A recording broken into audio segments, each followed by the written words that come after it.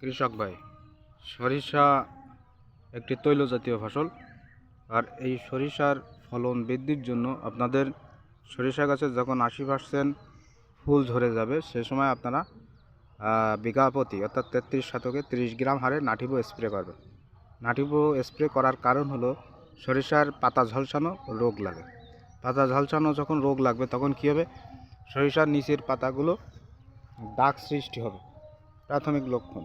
এরপরে কি হবে, আপনার এই যে সরিষা গাছের পট চলে আসছে, এই সরিষা গাছের পটে দেখবেন যে এখানে বাদামি কালো কালারের দাগ চলে আসছে, যার ফলে সরিষার ফলন কমে যাবে। এবং নাটিভো দিলে আপনারা যে রেজাল্টটা পাবেন সেটা হলো সরিষা চয়না বাড়বে না, প্লাস সরিষার ফলন বেশি হবে।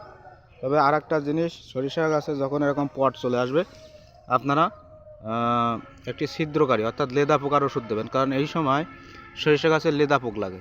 লেদা পোক লাগার ফলে এখানে এই যে পটগুলো, এখান থেকে আপনার লেদা পোকায় এই পট খেয়ে নেয়, যার কারণে একটা ক্ষতি হয়ে থাকে। এজন্য আপনারা যারা সরিষা চাষ করছেন, গাছের 80% ফুল ঝরে গেছে, সেখানে আপনারা বিঘা প্রতি 30 গ্রাম হারে নাটিভো স্প্রে দিবেন এবং এর সঙ্গে আপনারা একটি ছিদ্রকারী লেদা পোকার ওষুধ দেবেন। লেদা পোকার ওষুধ বলতে ফ্লুবেন্ডামাইড গ্রুপের ওষুধ, বেল্ট এক্সপার্ট, এইগুলো আপনারা স্প্রে দিতে পারেন। কৃষক ভাই, এই যে রোগের কথা বলছিলাম এখানে আপনাদের দেখাচ্ছি, এই দেখেন, এই কিন্তু আপনার যে পাতা সরিষার যে পাতা ঝলসানো রোগের লক্ষণ, এই যে এই পডে কিন্তু চলে আসছে। এই রোগটা দেখার সাথে সাথে অথবা রোগ আসার আগে আপনারা নাটিভো বিঘা প্রতি 30 গ্রাম হারে স্প্রে দেন। এখানে আপনার ফলনও বেশি হবে, প্লাস আপনার সরিষা চকচকি করবে।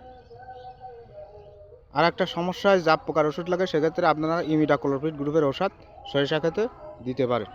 অবশ্যই আপনাদের সরিষা গাছের পাতা ঝলসানো রোগ মুক্ত রাখার জন্য আপনারা নাটিভো বিঘা প্রতি 30 গ্রাম হারে স্প্রে দেবেন।